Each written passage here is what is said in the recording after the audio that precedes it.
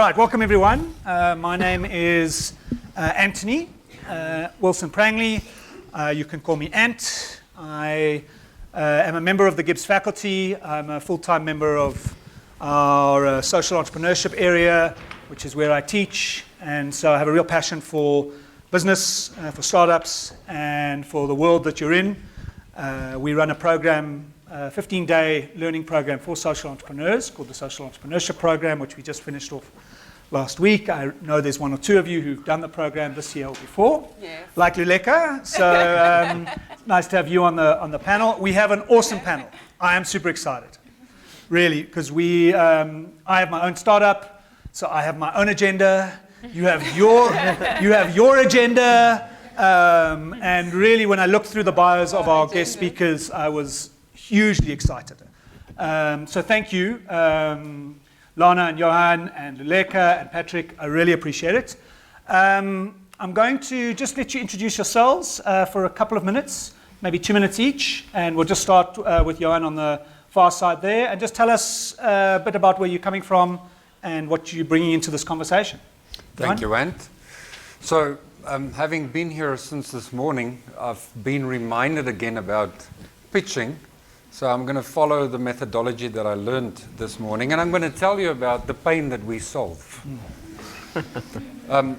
We're from nReach 1, which is a Section 12J or venture capital fund. The pain that we solve for our investors is that we give them projects, especially enterprise development and supplier development investors. We give them high impact projects so that they can do good whilst doing well. The pain that we solve for you guys in the room is that we would like to provide you capital and advice on how to grow your business. And if we're not able to do that because of our mandate, we would at least like to point you into the right direction of where you can get the help or the capital that you need. And then the last thing that I want to say is an introduction. And again, reflecting on this morning's conversation, I don't mind if you use a freaking swear word in your pitch. Perfect, Johann. Tell me a little bit more what Balance 12J VCC is. So, how much time do I have? 30 seconds. SARS created Section 12J of the Tax Act.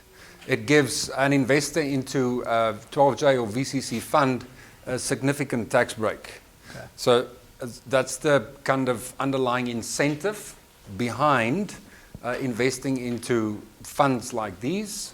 Ours are one of the few high impact funds, and we've made investments in waste recycling, agriculture, blockchain, hotel and tourism, so it's quite diverse, hence the word balance and diversity, because that's what we want to offer our investors, not exposure or concentration to a particular sector, but diversity and balance.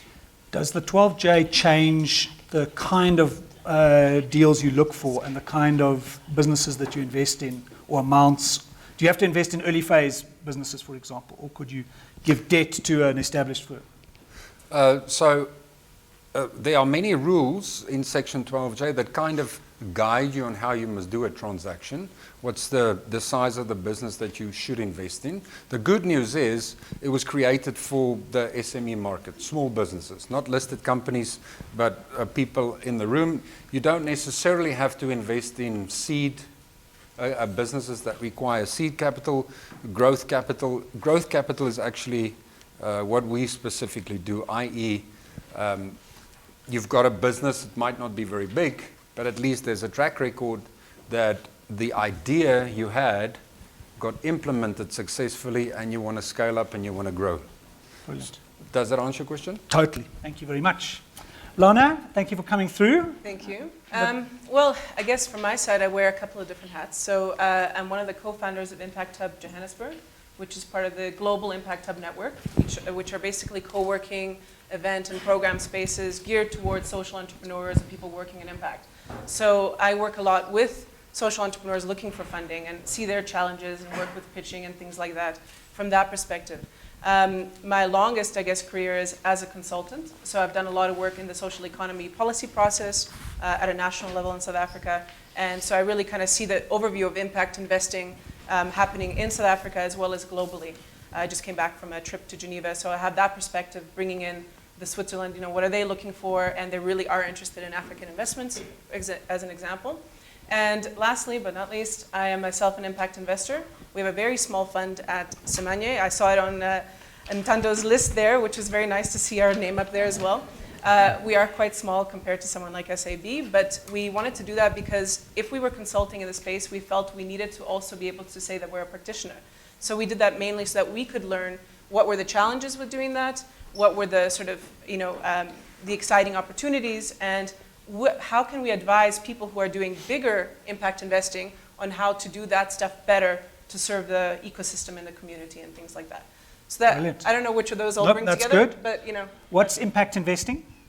Ooh, that's a good 30 question. seconds. So basically investing with an impact, and this is, it's really as simple as that because it's such a broad thing. What do you mean with impact? So this is where you're gonna, get me on a soapbox, because what it should be is a whole new way of doing investment, right? It should be this revolutionary thing that's changed the world, that's taken all the faults of the way that we do business, that's taken the challenges of the nonprofit sector, and actually come together for something totally new and innovative. But it hasn't been that, right? So what's actually happened is you've taken people with traditional investment backgrounds and some of the challenges in that, who have actually just communicated that investment sort of mindset and added a byline around impact. So they look at all the same criteria, and then only at the end we'll say, okay, impact. And by Now, impact, you mean social and environmental? exactly, like a bunch of criteria around what are you doing with this SDG or et cetera, et cetera. Now, not everybody. So you have to look for as well, it's important when you're out there looking for funding to understand who are the impact first investors and who are the finance first investors.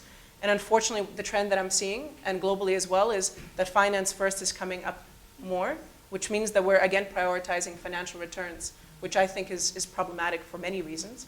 But anyway. Okay. it's a So whole there's some long- investors more than out there 30 who seconds worth, so. are very interested in your social and environmental impacts, and that's what they're first going to want to talk to you about. Yes. And then they want to know how they're going to get a financial return. And there are others who are mostly interested in the financial return. And then, okay, that's quite nice that you have this social impact. But they're all impact investors at this point, and that's worth knowing about. Lovely. Thanks, Lana. Luleka, good to have you back at GIBS. Tell us the perspective you bring.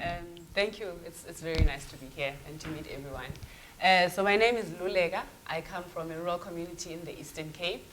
In 2017, I decided to leave my job here in Johannesburg and go back to my rural community and see what we can do, what initiatives we could do to bring change to the community. So I think in the panel, what I bring is that I'm just like you. So I started my social enterprise in 2017, and I was privileged to be part of the Festival of Ideas in 2017, where I got my first funding from, and Dando is here, thank you, which I'm very grateful for. But for the last 2 years, I have been trying to walk the social entrepreneurship journey, and I have knocked on a few doors for funding, and I've been privileged to get some of the funding. So I guess in the panel, what I add is that where have I gotten the funding from, which areas have I gotten the funding from, and what have I done to actually get that funding. So, but yes, it's a journey that I'm still walking. I haven't reached my destination, but I am privileged to share how I've gotten this far. What's your social enterprise? The one you've been working on and getting funding for? Urglobal. So what we do is we teach technology classes in rural schools and rural communities, and we do it on a mobile basis. So we bring all the equipment to the school. We work where the school gives us a time slot in their timetable. So we come during the school hours, and then we run a technology class. And then when we finish, we pack up all our equipment, and then we leave. Brilliant. Thanks, Luleka. Patrick? Yeah, I've always loved the expression when people come to me and they say, there's a gap in the market. That's it. But the question you should be asking is there a market in that gap? And that's the big thing. Is like and that's pretty much what we look at it. And it's one of the things that's always concerned me in the world of raising funds for a new venture. Is every single person here in the room believes they have an excellent idea. You 6 guys over there, and ladies, are right. sorry, that's a very sobering thought. But the point is that that any tools that help us figure out whether our idea is worth getting out there, we should utilize. And that's very much what the world that we work in, which is crowdfunding, looks to do. Is we rather look to say, you think you have an excellent idea. It might well be a good idea, but is it the right time? Yeah. Is there a market for it? All of that. And what crowdfunding looks to do is said, rather ask the market, rather ask the community of people, the customers that you're going to be speaking to, whether they think they would either buy the product or support the cause or the social enterprise that you have. And so that is the world of crowdfunding. We have I've built and launched 3 platforms. One which is BackaBuddy, which is noted there, which is purely around donations crowdfunding. It's around pure causes. And the second is Thunder Fund, which is about early stage ideation for entrepreneurs and innovators. And the third is Uprise.Africa, which is the equity crowdfunding platform, which is straight pure business. And each of those look to cater to different markets, but all of them ask the question, is your idea something that is wanted in the world, and is there a market for it? That's where we come in. Nice. And for those of you doing Funding 101, I mean, let me give a definition of crowdfunding, which is it's generally an online platform in which ideas are connected with potential investors or donors. Yeah. On a quite a large scale basis. So not necessarily large amounts of money, but I might be raising 100,000 Rand, but I might raise it from 10,000 people.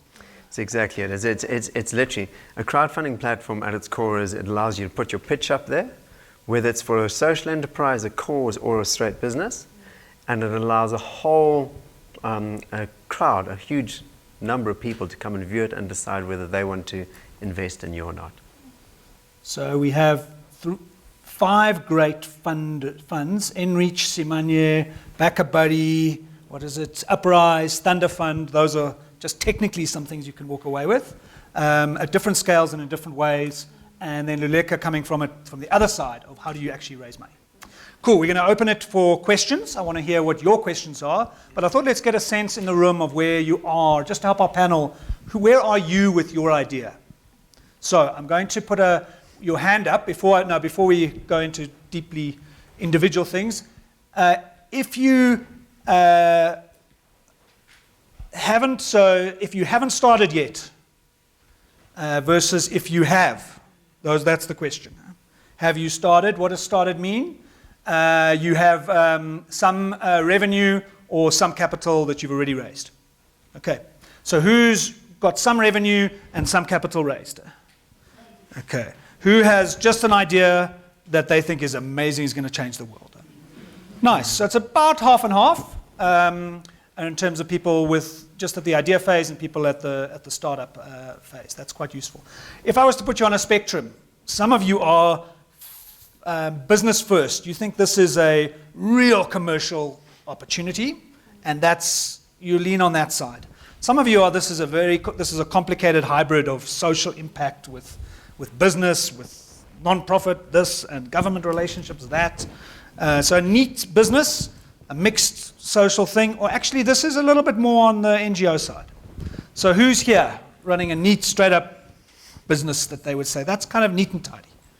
Who's in some mixed-up middle? Okay.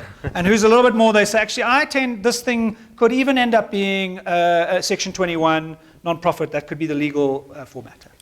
Okay, lovely. So there's a little bit of where people are at. Who's single and looking for love? Huh? I think I'm in that category. Okay. Love it. Huh? So there you've got a good sense, guys, panel, of what you're looking for.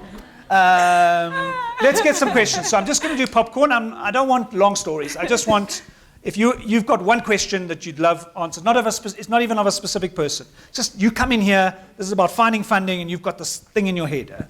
Yes, Vuyo, what's in your head? 10 seconds. Thank you very much. I was listening to a recent interview that was done after the investment funding that was done, the summit that was done in South Africa. And someone had mentioned that only 2%, I think, globally of investments is actually impact investment. And that average is actually lowered in South Africa specifically and a lot of developing countries. Now, where you actually need the most impact investment. How are we looking as the impact or investment community to grow that? Perfect. And, So it's a bit of a ecosystem question, Lana, and I know you wanted to ask that. I'm going to jump here and there. So we'll come. Just put it in your mind. Up here, questions. Things you're carrying in. You're saying, hey, I want to know something about funding. Hi, good afternoon. My name is Luandile. I'm from Read Out Loud.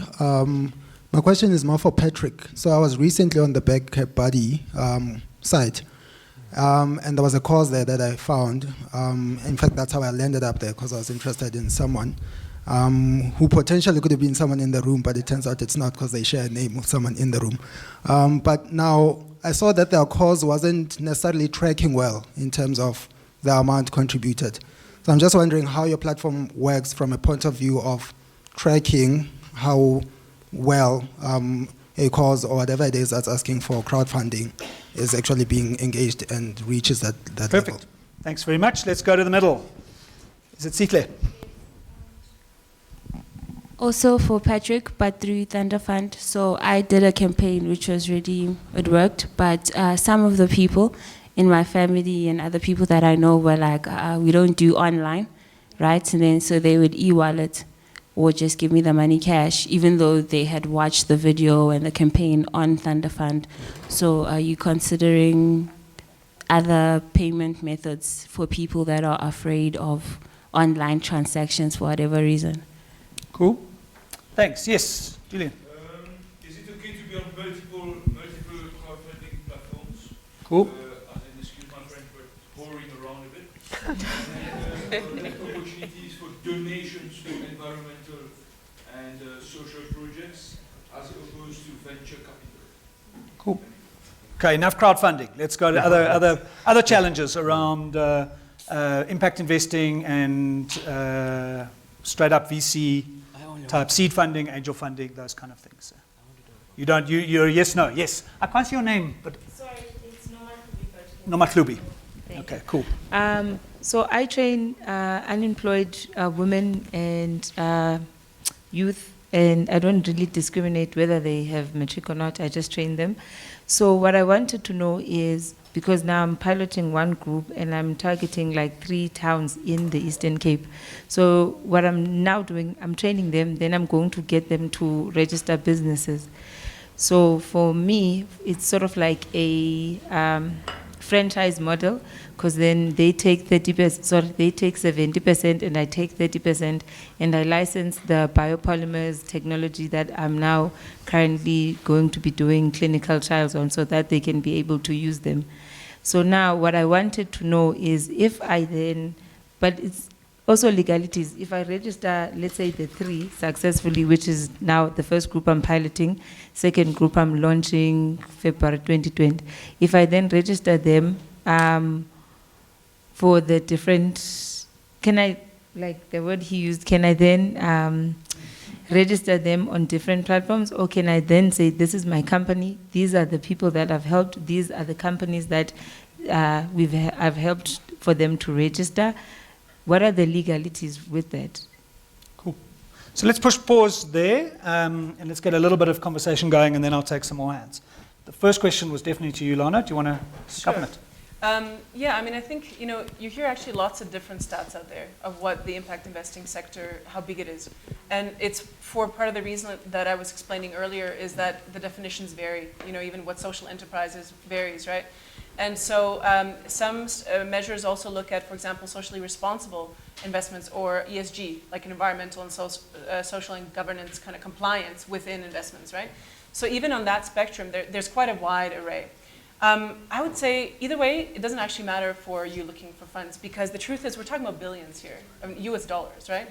So there's definitely money out there. So it seems like even if you think it's only 2% or 3%, compared to all the other things that other money is funding, like IT sector, construction, whatever else, it's actually not so small to think of the impact as a sector, right? So it's a huge amount of money. In South Africa, the measures are a little bit confused sometimes because there's overlap between Black economic empowerment funding, which is, some people argue, is impact investing. Some people say it's not, depending on how you look at it, and other more traditional kind of impact investing. So I think, and most social enterprises can qualify for all of that. Not to mention, I mean, the guys that we work with who are other funders, so we're an impact first funder, right? But we work with people who are traditional finance first funders who literally say to me, if you have a great social enterprise that has lots of financial potential, we will absolutely look at them. They won't care about the impact part. If you can make a good case for the business case, and quite honestly, I mean, look at the Patagonias of the world, you know, that there's millions of examples of really financially successful social enterprises out there. So yeah, I hope that helps a little bit. I'm absolutely positive. I think there's lots of funding out there if you know where to get it. Your challenge is funding in the early stage. That's the biggest gap in South Africa and everywhere, early stage ideation stage. So let's hold that conversation because I want to go down that avenue, but there are some other things that were asked. So let's have a conversation in a few minutes about stage-based funding and how to get it at different stages, but I'm putting it in the parking lot. For now, lots of crowdfunding questions. Patrick. Okay. I got the first one was, what's a perfect campaign? Why do some campaigns pick up? Why don't they? Yeah, I think when you asked how do we track campaigns, you're really asking you know, what makes a campaign successful compared to one that's struggling to gain traction. You know, straight up, we know that like with most things, there's some campaigns that are easy to fund and others that are more difficult. So you have a combination of, firstly, is the champion who's running the campaign, do they have a wide network? So do they have a powerful network in terms of Facebook reach, Instagram, TikTok, whatever it is? If they do, much more likely to gain funding. Secondly, is their network well resourced? So you know, if someone has a wealthy network, they're much more likely to get funding. That's on the one side, and I'll talk how about you can bridge the gaps between the haves and have-nots within that space. We can talk about that as well. The other side of it, though, is how emotive or powerful the story is itself. You know, whether you are pitching a business or whether you're pitching someone who is sick and needs treatment, we speak more and more about you need to be able to tell a good story. And in that space there, within a network of people, there will be some people who are good writers and others who aren't. If you see someone who has got a very emotive story, it's a powerful story, but they write badly, find someone who you know within your network who can write better. Because you have to be able to tell your story effectively. And it's exactly the same when you're pitching a business. You know, if you have, I spoke to someone the other day who's a young entrepreneur, and they'd done well already, and I said to them, who would be the first person you'd employ if you were starting a new business? And they said, a designer. I'm like, but you're a mechanical engineer. It's like, no, because the whole thing is, you can bat way above your weight if you're able to tell your story well.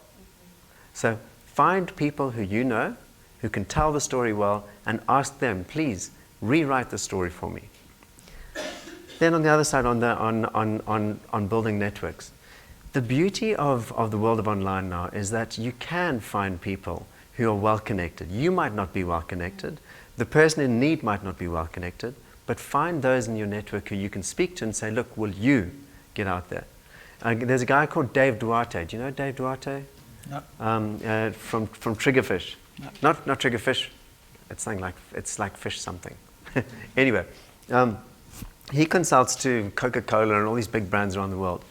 He's a phenomenal guy when it comes to understanding the world of network marketing, let's say, and network through Coca-Cola rather than through Amway, although Amway is very powerful. But he talks about the rule of the 1 to the 9 to the 90. You're one person who has a very powerful story that needs to be told. The 90 are the people who are going to actually back you, but it's the 9 who are the most important to you because they are the ones who will get out there and champion what you're doing. So just to bring that back through, it's like, how do we track? If you're going to have a successful campaign, firstly, if you don't have a strong network, find people who do and connect to them. Those are your 9. And when you say the right people to speak to, you've got to look at them and say, one person might be an amazing influencer or ambassador, but if they're not going to be speaking to the right audience that you want to reach, they're not the right people. So it's finding the people who connect to your audience. Then secondly, as I said, tell a good story. And if you can't write a good story yourself, find someone who can and connect with them. And what I got between the lines is also that I guess there's a sense of like, oh, I've got this amazing idea. If I just put it online, everyone's going to arrive. But I also hear, actually, that would be wonderful, but it's not generally how it works. generally you're still selling, you're still pushing, you've got to actively manage that campaign. It's a time-bound thing. You've got your whole team or your friends and family helping to push it. Then you've got these 9, and you've set it up beforehand. You've planned it for 6 months. This is not just, oh, I've got some time on Sunday, let me drop it on BackaBuddy or Kickstarter, and it'll work. Yeah. There is a planning and thought and effort that goes into making one of these campaigns work. No, absolutely. You know, there's a guy you'll all know is Richard Branson. You know, he wrote that book, Screw It, Just Do It. Not the book, that's what he said, is Screw It, Just Do It. But when you read his actual book, everything he says, the reason he's alive today is because he does meticulous planning for anything he does. So he'll say, hell yes, we're going to make this happen. But, you know, before he goes out there and does it, you know, he flew around the world in a balloon. They got in some big problems up there, and he said he would not be alive today unless they had done extensive training as to understanding what to do when they got into trouble up there. So, yeah, 90% of the success of what you do is not in the actual pitch or the campaign, it's in the planning that you put behind it. And then just 10 seconds on Julian's question. Should you run on multiple platforms or stick to one? Yeah. Julian, stick to one. Why? And why? Because it's like most things. When you do a scatter shot, yeah, you can maybe pick up a bit here and there, but you aren't going to get far. So when you focus and aim, very bad analogy, but when you do your research on which platform to use and stick to it. Luleka, do you want to pick up on anything that was in the room? Yeah, I actually just want to pick up on what he's talking about the power of networks. Because earlier they were talking about how sometimes it's so irritating to get to apply for funding, and then you put in incubation, and then you have to have this mentor. Actually, for me, what it did is I'm in such multiple networks through the competitions that I've entered, through the fellowships that I've been a part of. So you end up with, like now you guys, there's like 47 of you guys in the room. So you end up with so many people that are you're also looking out for potential platforms for you. So when people get it, like you can't be looking out everywhere.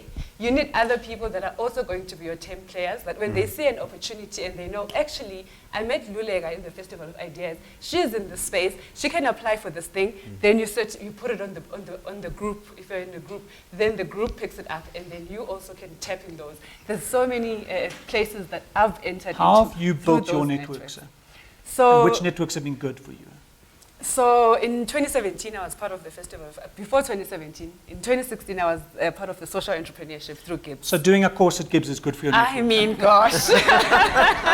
It's amazing. Yeah. So, and more generally, it's not just GIBS. Doing a course in the social innovation area, in social entrepreneurship, attending workshops, at wherever they might be, those are good places to meet and connect. Very good places. And then what that did is it created a WhatsApp group for us. So I had met amazing people who had already left their jobs and were already focusing and doing their initiatives. And at the time, I hadn't left my job. So leaving my job, already I had that network of people that, okay, this is what I'm doing. How are you going to help me with this? How are you going to, because they're professionals also. So if you've got questions, you're tapping into their expertise. After the social entrepreneurship, then in 2017, that's how I entered the Festival of Ideas. Through being on the social entrepreneur, GIBS sent me an email telling me about the Festival of Ideas. Then I entered for the Festival of Ideas. When I came through, I met other people through that network, then also connected with them. After that, then I entered the Mandela Washington Fellowship. I don't know if you guys have heard about it. Then that one, I met people in the African continent doing space also in the social entrepreneurship space. That also opened up my network into an African network now. So when I'm doing stuff, those people also are telling me, Luleka, we know that you're actually doing things on technology. There's an application maybe with the African Union. Why don't you apply and see if you're going to get this opportunity? And other opportunities, it's not about funding physically, but it's about being given an opportunity to come and present what your business is doing. And there's going to be people that are there that are going to listen to your story and want to connect with you afterwards. Sometimes those people connecting with you are not the ones that are going to give you the money, but they're linked to people that will give you the money. So it's about opening yourself up, that you are known. And I love, I think you, Patrick, who said, also put your things out there on social media. People think I'm crazy because all I do on social media is put what I'm doing. I'm at a school today, I'm at GIBS today, I'm doing this today. So people on social media, everyone who's connected with me knows what I'm doing. So even on Facebook or Instagram or Twitter, when people see opportunities, people who haven't even met me, when they see opportunities, they direct message me, Luleka, please check this. We think you might be interested in it. But it's not people that I've met physically, but through knowing what I'm doing and what I'm trying to push, they're also able to say, no, let's try and do something with that. Nice. Cool. I know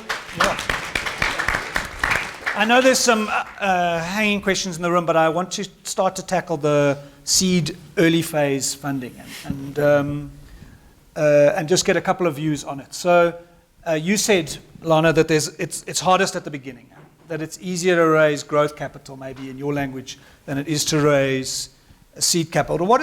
And maybe Luleka, you can talk about your own journey. What is the journey for an entrepreneur from an idea to growth capital? How does it look? Not like in practice. Maybe you've got an example. Luleka, how's it been for you? It's been so tough. So I started in 2017. So I work with rural communities, as I said, that I started from scratch, engaging, making meetings with our chiefs, with our rural leaders. And you were doing that with your own sweat equity. No one gave you money to do that. So initially, I had funding from my own pocket. You used your own pocket to fly down there, to drive, to meet with people. So it helped also that I am from the area. So we've got a home there. So when I'm there, I stay at home. But then using my own petrol to go to the school, to do meetings, to do everything that I was doing. And then when the idea of the mobile technology classes came up, then that's when I started looking that, okay, who can actually, I think before I even got the funding, I started piloting the idea because the schools then said, let's pilot. Then we started piloting with no funding. Started piloting, then the idea picked up quite well in 2017. And that then allowed me to apply for the Festival of Ideas. Okay. And the money from the Festival of Ideas is actually the initial first money that I got from outside using my own money. After getting the money from the Festival of Ideas, then I was lucky that I got a sponsor from overseas who was also willing to give the money to keep the project going. After the sponsor from overseas, then I got into the Mandela Washington Fellowship. And that fellowship also opened up some money because then they've got a few competitions and things that you can enter through there. And then some will specify that they're technology or some will just say social initiatives. So I got some funding from there as well. Okay. So let's just pause there. So you've got to start without funding. I don't know if that's a truth. That's a hypothesis. Yes. You start without money. You put your own money in. You prototype. You make it happen. You're not going to get money to pilot your idea, according to Luleka. You've got to go and do it yourself. Then once you've piloted it, then you might raise some 10,000, 50,000 from a lucky chance, and then you're off. Well, Johann?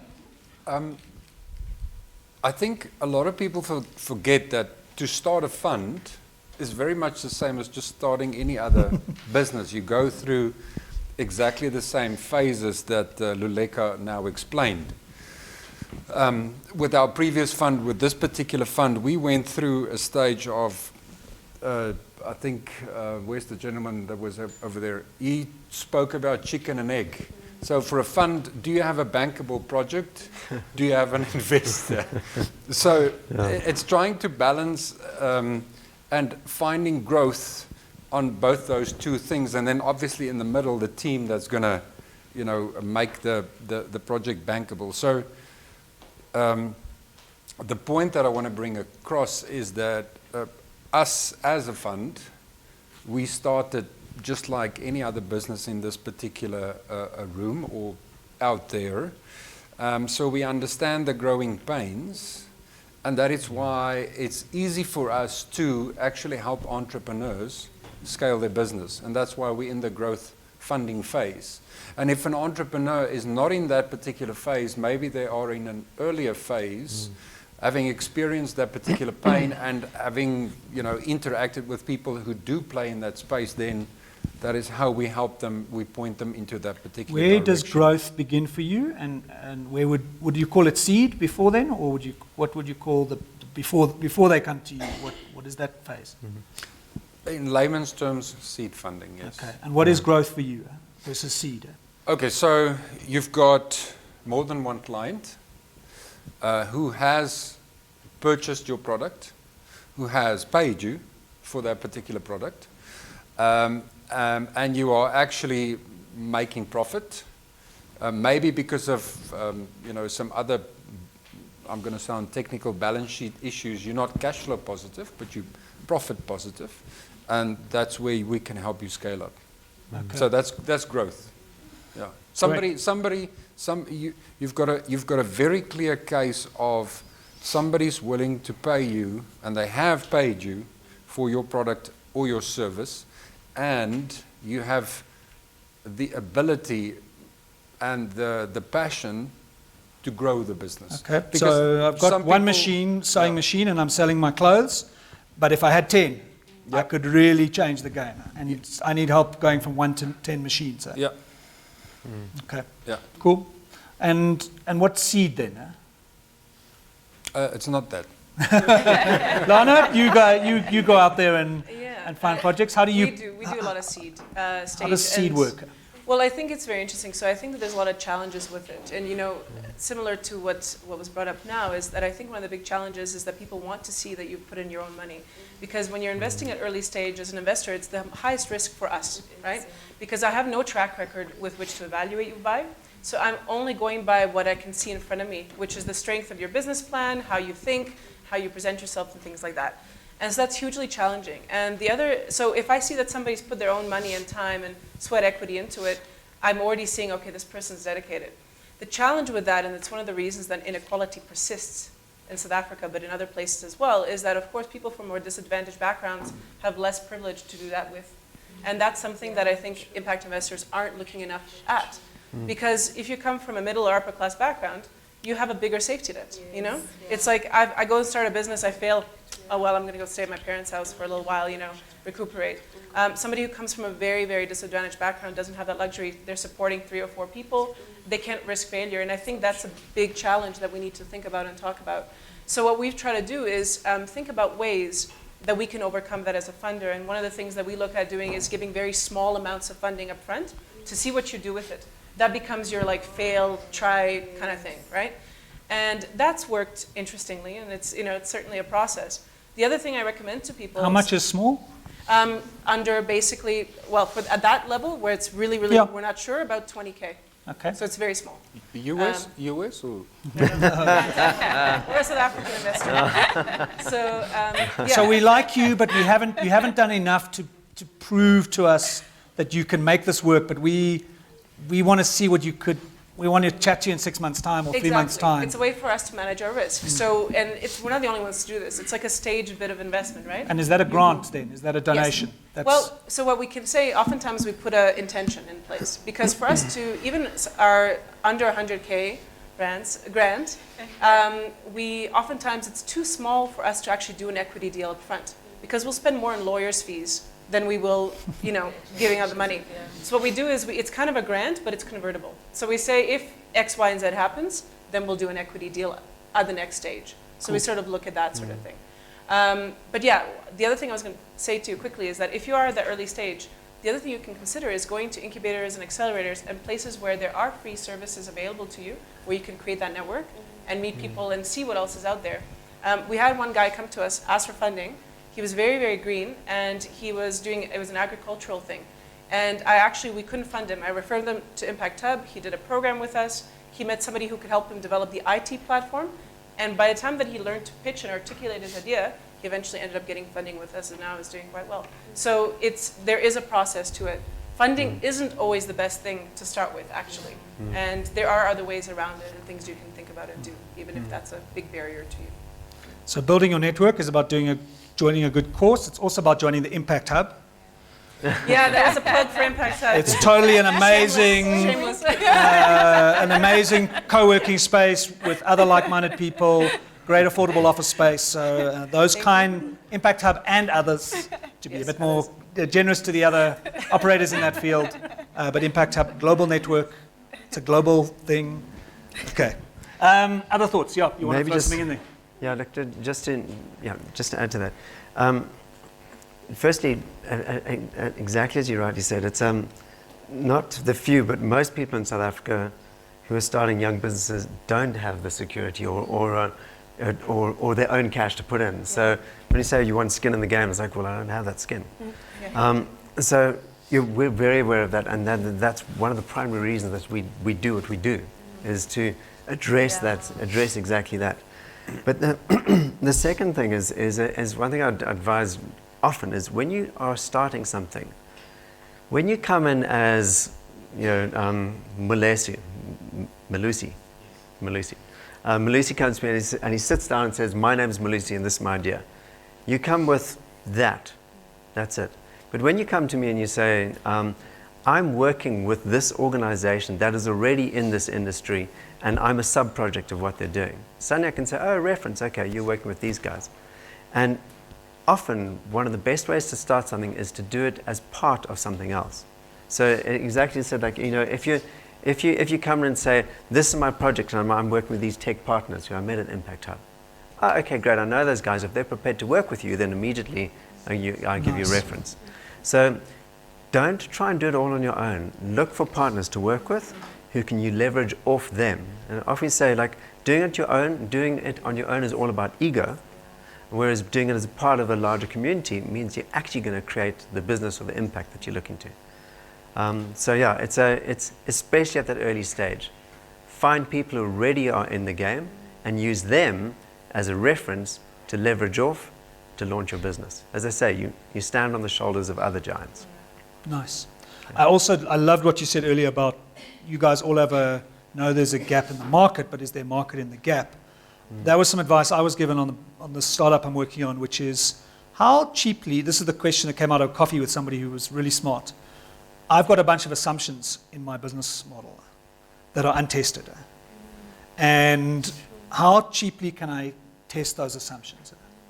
Because those then become things I can bring back. Because people are going to ask, but will it really work like that?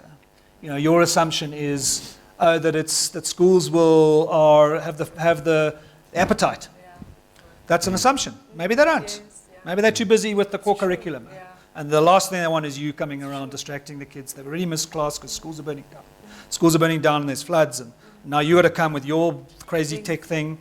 And so you say, no, I go to schools, and 4 out of 5 show real interest, and 2 of those are absolutely passionate. I've worked out there's at least 200 schools in this district that are going to respond to that. And because I've been to 20 schools and I know that. Versus, I think they will because, it's technology. And that doesn't take, if you think about your business model and you think about how you could break it down to go and test, what is the action, how quickly can I check that there's a market in the gap? And how cheaply can I do that?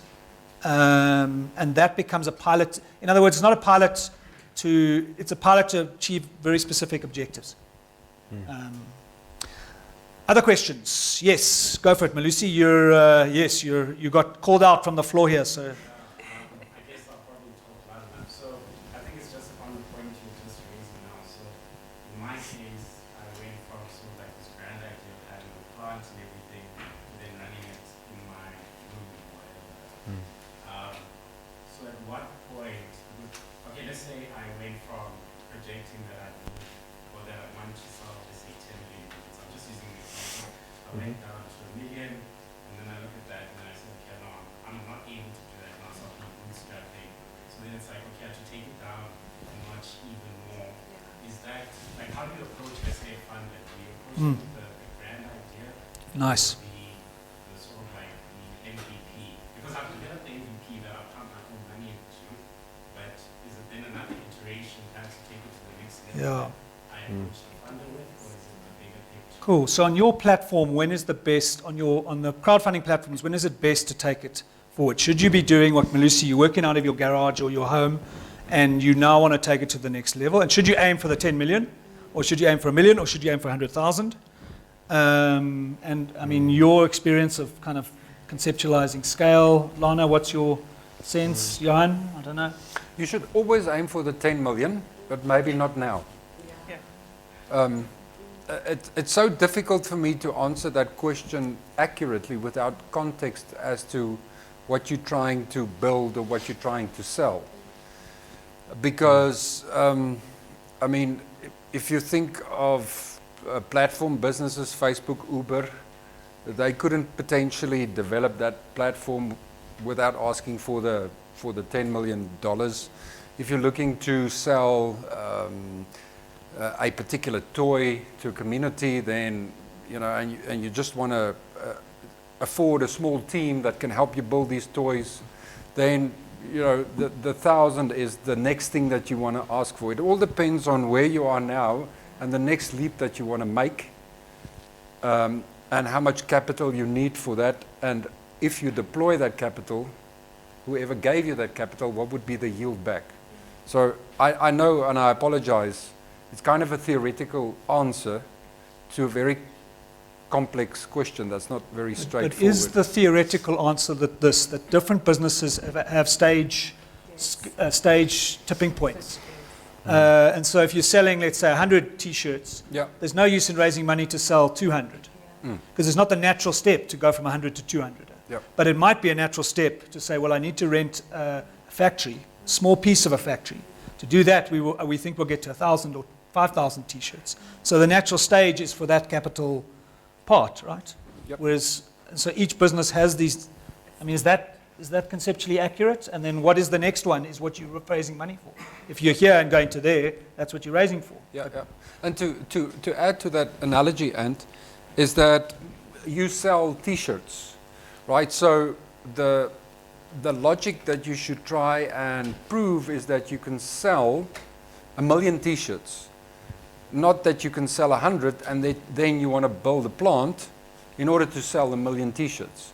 Because having the plant doesn't necessarily mean you will sell 1 million T-shirts. You need to prove first that you can sell 1 million T-shirts, and then the plant is just a way of, you know, making more money out of a particular supply chain or value chain. So it kind of adds to what you've just said. It's the market, basically. You're bringing it back to, I mean, that's, and I think it came up earlier as well. Really, the idea is all about the market. Whether you're a social enterprise or completely for-profit, at the end of the day, there has to be a market for the idea. That's the one step. And two, I think it really comes back to communications as well. Knowing what the funder wants to hear, different kinds of funders. If you're going somewhere for a grant funding versus equity versus loans, different stages, knowing how to communicate with them, what they're going to want to hear, those are all important things to know and prepare for ahead of time. So I would say it's worth doing your research. And the last thing, in terms of communication as well, you know, I personally, and I think a lot of funders think like this, it's good to be authentic.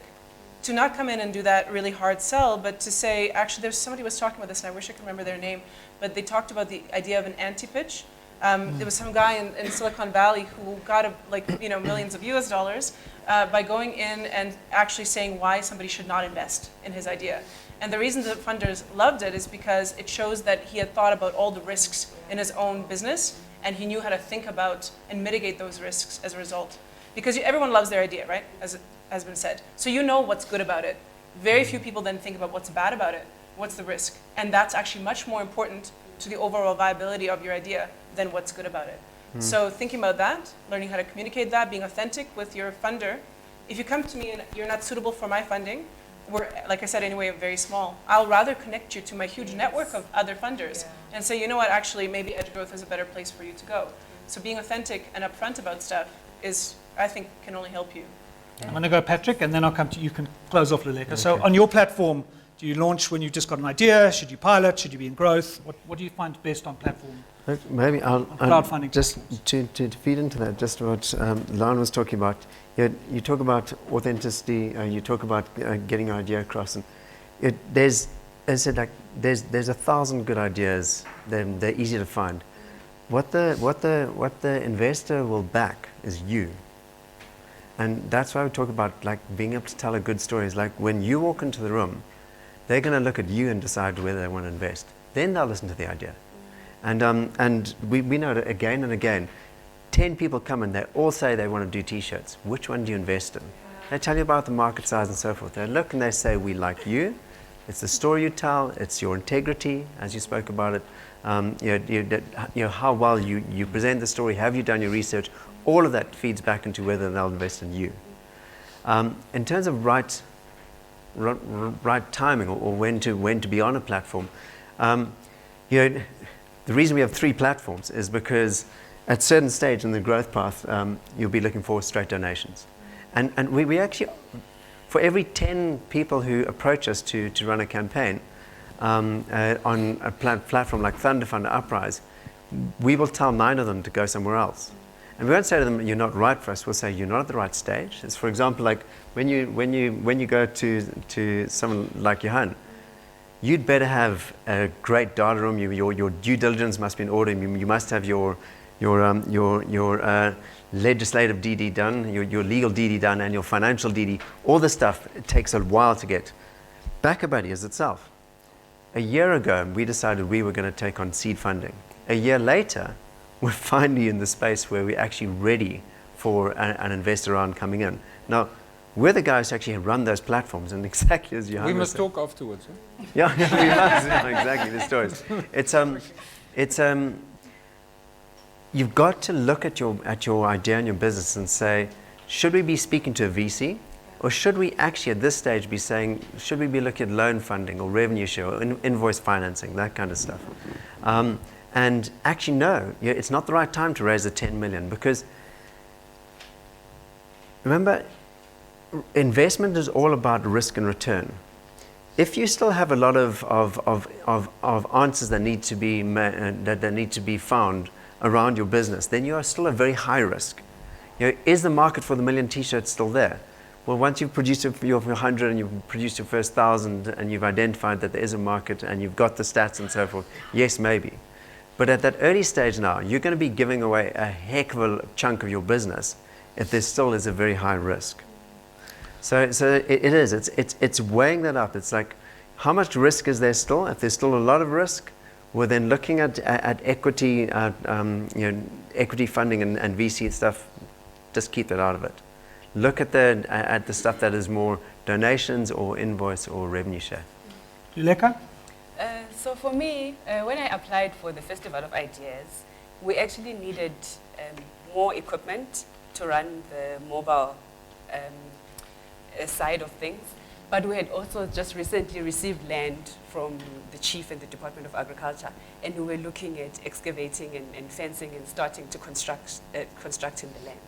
So what I did is, because I knew the cap for the Festival of Ideas, so I knew that chances are they can probably give me money for the equipment that I need, but I still said, long term, this is where we see ourselves. So even though I knew that they're not going to fund us to build the center that we want, but I want to say that long term, this is the long term perspective, but currently what we require immediately with the funds that we're applying for is to get more equipment, because then more equipment is going to allow us to teach more students, to go to more schools, to have a bit of stipends that we can give to facilitators. So sometimes also just see if there is like a max value that the funder can give. What is the max value? But still, you can still put your long-term perspective. So they are aware that you're not just ending here, but this is where you want to go long-term. And I love what Lana says, that sometimes they're not going to give you. Sometimes they will, because I've also applied for places where they actually said, Luleka, we don't fund such things, but what we're going to do is we are going to refer you to other people that you can apply and see if they are going to help you. So I love that also just don't be like, oh, okay, these people are not going to do anything. Sometimes also just being on their database, because when you apply, then they keep your contact details on their database. And when there are opportunities, they email everybody who's in the database. And that's how sometimes you're going to come across the opportunities that they have. It's a tricky question, and maybe it's one for you guys to chew on over lunch, which is, there is still a range, so what I hear you saying is you should know what the funder will give as either an investment or as a grant. So what is their range that they generally look at? But I always find people ask me, they say, well, I'm going to, let's say, X bank for a grant, a CSI grant. And should I go for 200,000? Should I go for 2 million? These are tricky questions. They are and you always feel like, tricky. imagine I asked for 200 and 1,000, I could have got 2 million. But imagine I asked for 2 million and then they shut the door. Yes. They're like, who's this clown? And I don't get anything. And Yes. So, these are nuanced conversations. And I guess you've got to manage you've got to feel like there's some way you figure out what you believe is you're willing to go for. Yes. And I imagine in investment it's similar. Huh? Guys would love to borrow 20 million rand from you, or get a 20 million rand investment, but actually, do they ask for 2 million? And some of those are interesting questions. Can I respond? You can respond, but then you're going to be using your last response because we've got to close. And you'll have to come up at the end, I'm sorry, and just pick their brains before lunch. The other is just one tip for funding. Johann, what's your one tip in response to my my trade-off or question? What's the nuance you'd add? Imagine it was your own money. How much would you have used in order to take that next step? Meaning, how much can you operationally, physically implement without losing control of the next step that you're taking? That's Nice. the amount of money that you go and ask for. Lovely. I love that. Very nice, sir. Lana, last tip? Well, I think if I have to pick one, I guess be confident, but don't be overconfident. And don't fall in love with your idea. So think about the other side of it. The way I like to look at it is don't fall in love with the solution, fall in love with the problem you're trying to solve. So think always what is the best way to solve that problem. And that allows you to be flexible and to iterate and to, move your business or your social enterprise in the way that the market kind of demands, while still focusing on the reason that you're doing it, which is the solution, the problem that you're Lovely, lovely pithy statement. Fall in love with your problem, not your solution. Great. I think for me, I'll say that when you are rejected, don't take it personally. Be open and take the good criticism and go back and rework what you're trying to do. Because really, the only way that we're going to improve what we're trying to do is from getting feedback from the people. Yeah. Because the people that are talking, they're not your family. Because we know our families think we are doing amazing things. So they are going to be honest. But they're honest because they want us to actually make sure that whatever we're trying to offer is good. So take the criticism and go back and rework whatever you're trying to do. Don't take it personally that people hate lovely. you. People don't hate you. They want to help you. So go out there and get rejected, people. Yeah. Really, the more you're getting rejected, the better you're doing. Yes. That's it. Go and get rejected 20 times. Yes. I mean, what's J.K. Rowling, Harry Potter, over 20 publishers turned her down. Imagine she'd stopped at 19. Oh, my book is rubbish, I should stop this. But there's again a fine balance, isn't there, Lana? Because you don't want to hit your head against the wall when you have a bad, your product actually does need to change. Yes. So these are complicated things, but certainly getting rejected a few times is useful. Last tip? Final words, yeah. Don't wait, do. Nice. And what I mean by that is Luleka was out there, she didn't wait for the massive grant came in. The reason she got those larger funds was because she was doing something. So as you're saying, like you're in your garage, you're starting stuff. People go, I won't invest in a waiter, I'll invest in a doer. Yes. Make sure you're one of those. Very nice. So I want to just, if you could put your hands together. A huge thank you from my side. Patrick, Luleka, Lana, Johann. You want a second bite of the apple? No, I want to ask you, what's your last tip? Yeah, My last tip, My last tip is get out of here fast because the lunch at GIBS is very good. And you do not want to miss out on what's available.